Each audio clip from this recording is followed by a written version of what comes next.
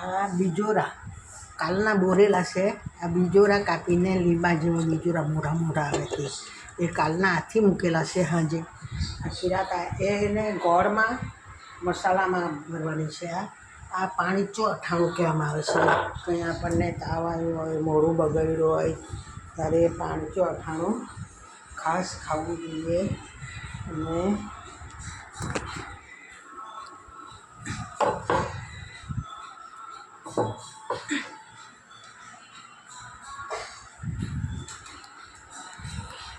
આ મીઠું હળદર લાવી એમાં દિવેલ નાખી અંદર ભરવાનું છે. બિસ્લરી પાણી લીધું છે. આ ચોખ્ખું એટલે કાટ લાગે નહીં, આખું વરસ રહી શકે.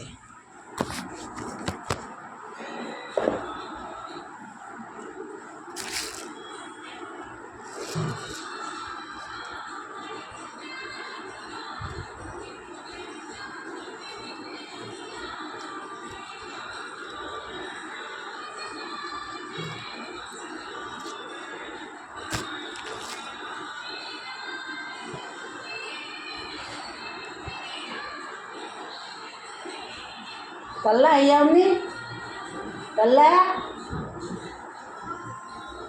કલ્લા જેટલે નહીં મોબાઈલ આ થાય નહીં. આ દિવેલ અને હળદર ને મીઠું રાખવાનું છે. આ મીઠું રાખીને મોટું મીઠું લીધું છે ને એટલે બગડે નહીં.